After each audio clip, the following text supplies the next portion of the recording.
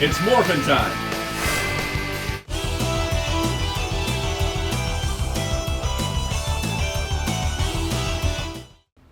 Hello, this is Soundout here, and welcome back to another Power Rangers Lightning Collection review. Today we're looking at the Mighty Morphin Pink Ranger.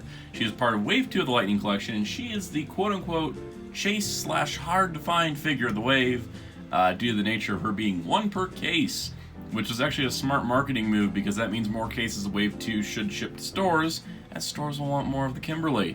Speaking of the Kimberly, this is our first female Power Rangers Lightning Collection figure. Currently the only one that's been shown, which hopefully that gets better, but I also hope that this figure gets better. We'll get into that in a minute, but first up, let's go to the Hasbro Pulse exclusive poster. This is a 4 character card art sheet included with pre-orders from Hasbro Pulse for Wave 2. And on the back, we have a little bit bio for Mighty Morphin Pink.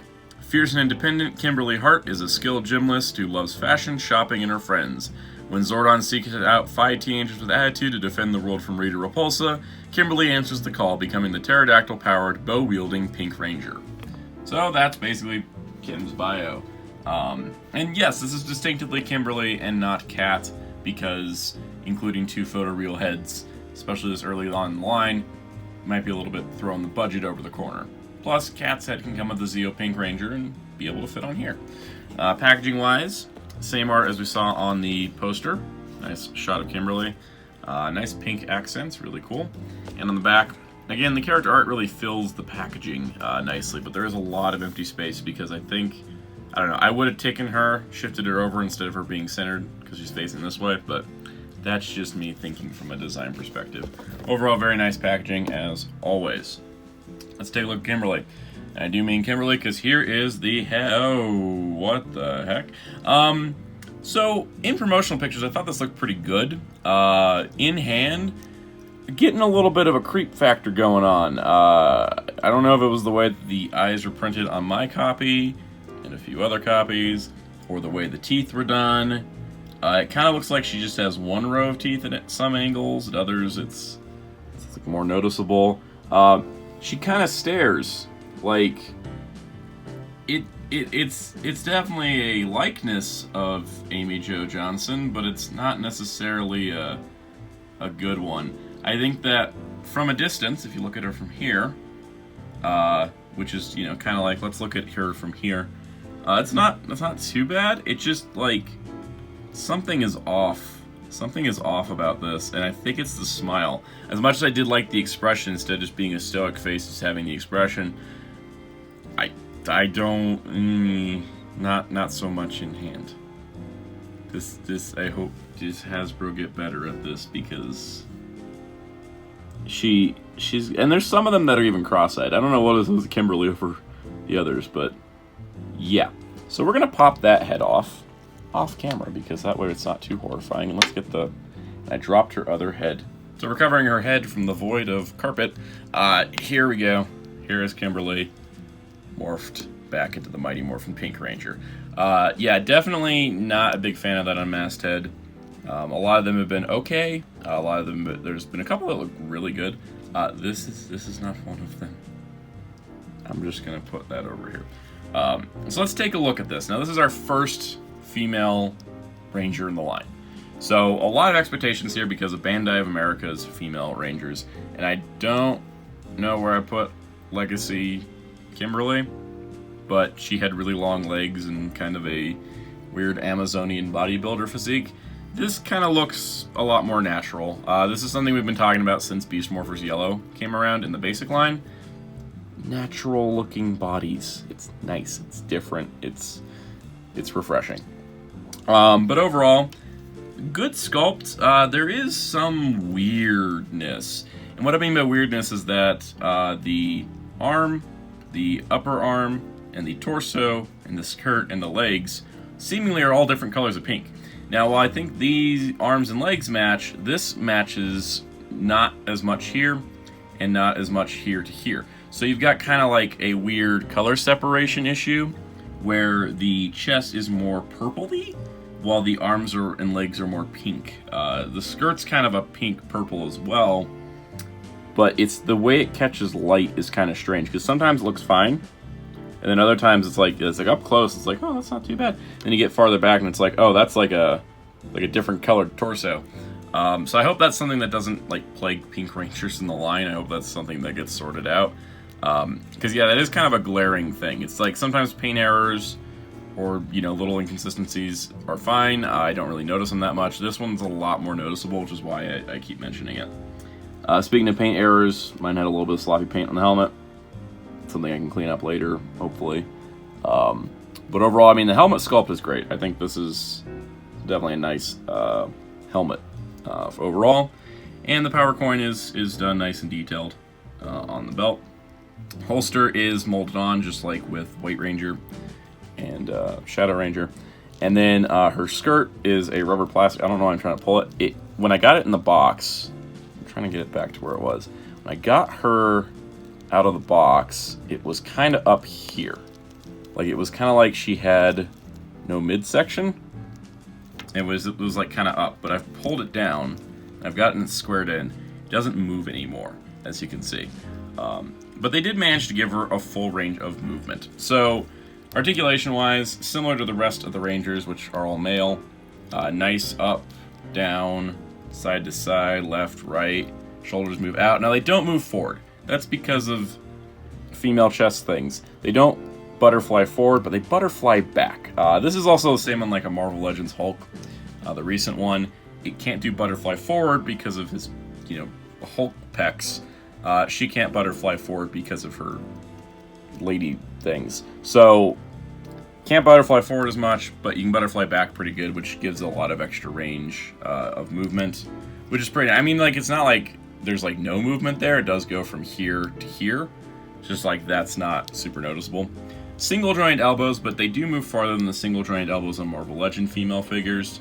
And they are almost basically the same amount as like a double joint on the male figure, so that's fine. Wrists can pivot, except this one's kind of stuck, but they can rotate. Ball jointed torso. Not as much range of movement as the male Rangers, just because there's less clearance. But she does also have the ab crunch, which moves forward and back pretty good, and the skirt crunches with it, so you got that kind of, you know, nice soft goods. Hips, look at that. Look at that. That's a female Power Rangers figure that gets even more hip movement than the male Rangers do. Thank you, Hasbro. That's pretty awesome. And moving forward even. Look at that. That's, you know, it's split. It's a split skirt. It's not like a form skirt, but she could technically sit down. That's pretty awesome. That's even better than the Marvel Legends Kamala Khan, who's the only like Marvel Legend I know that has a skirt. So there's that. The thigh swivel, which actually hides really nice because of the skirt. Double jointed knee, pretty good. Boot swivel, forward, back, left and right.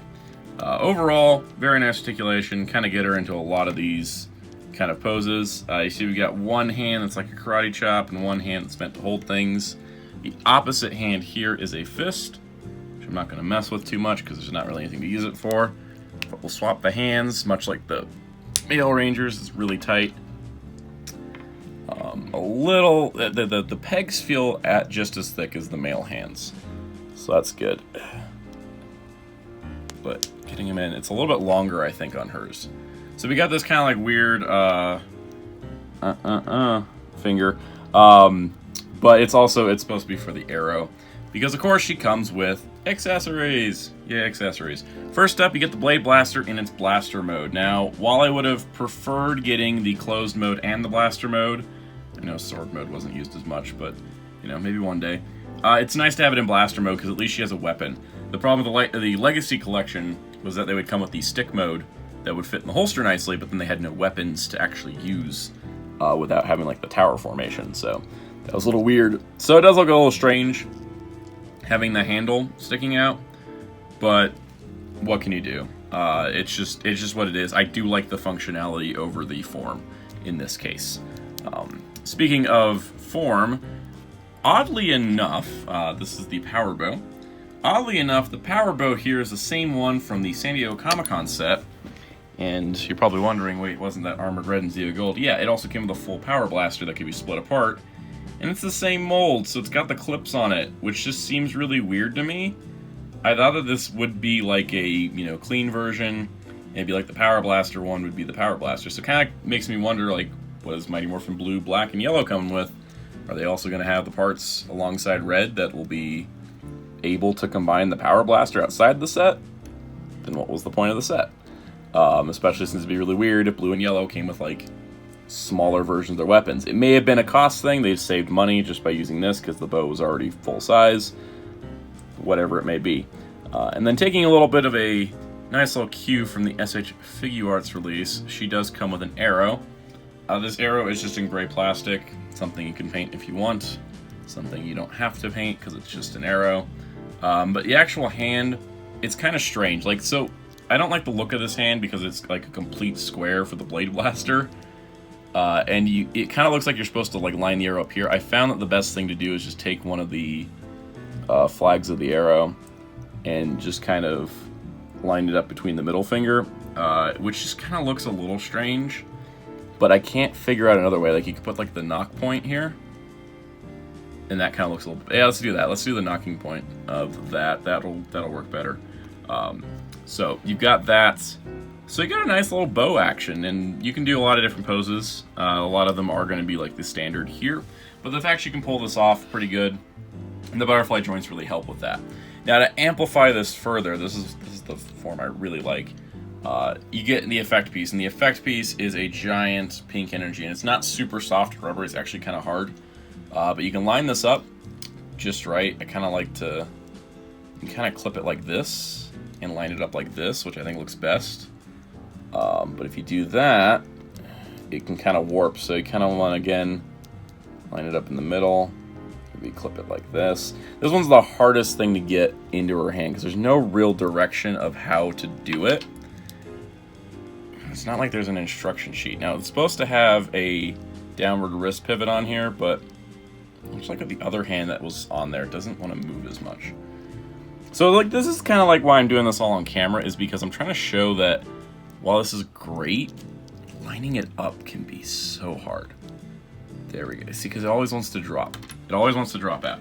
The regular arrow I'm able to kind of fix with pretty relatively easy. But this one's a lot harder, and I'm not really sure like what's the best method. So I guess we'll go with that. So I kind of have it like inserted and it's pivoting down. Boom. There we go. Now she's firing an arrow. This looks a lot cooler. Generic gray arrow, not as cool. That looks awesome. So overall, Kimberly is all right. I don't want to give her a bad review. There's the creepy Kim head rolling away, which is nightmare fuel. I don't want to give her a bad review because I do think she is a good figure. She's a great start to the female, section of the Lightning Collection. But there is a few things that just feel a little off. First of all, that head. Second of all, the arrow. The arrow her bow and arrow are kind of like the big thing that this figure's doing, and it's really hard to get the arrow to line up right, whether it be the standard or the effect. The standard one's much easier. The effect piece, a lot harder to pull off. There's no clear direction on how to do it. So because of that, it does kind of lead to a little bit of inconsistencies.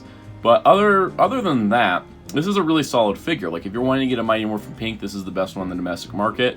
I don't think the color separation issue is going to be a big deal for a lot of people. For me, I studied color theory and studied color a lot, so it's something that jumps out to me. It's something that jumps out to me on other Hasbro figures or other toy lines where colors don't match. Like, there's a DC Multiverse Wonder Woman where there's 4 different skin tones on the figure and it doesn't look right. Or, a Deadpool that has 2 different shades of red. It depends on the figure itself. But overall, I'm hoping it's something that will just kind of blend into the collection and won't be a big hang-up for me. But for other people, it may not be a big problem. So your mileage may vary. I know the paint has been a little bit spotty on several of these that I've seen from friends and other people online. So keep an eye out. Probably best to see if you can find her in store. But because of how hard she is to get, you're probably going to have to look online. So mileage may vary, but that's basically what I'm laying out. She is still a good figure. That is not saying that this is a bad figure just because of some weird color stuff or because she can't hold an arrow really easily. It's doable. It's feasible. I mean, that's not going to fall out just because we move it a little bit. And that's pretty much what we need at the end of the day. So overall, I hope you enjoyed this review. Stay tuned as we'll be taking a look at the 2 Beast Morphers Rangers in the next couple days. So hit the subscribe button and the notification bell so you don't miss out on a video. Leave a like if you enjoyed this video. Leave a comment down below of which other female Ranger characters you want to see in the line. Personally, I really want to see Samurai Red Lauren, because she's still not gotten a US released figure, and also she's a great character that I want to see a really nice figure of. And also be sure to check out Ryan Darkclaw643 on Twitter. He's my graphic artist, does all the awesome thumbnails and animation. And Hero Club, hero-club.com for all of your Power Rangers and more. And until next time, this is Soundout saying goodbye.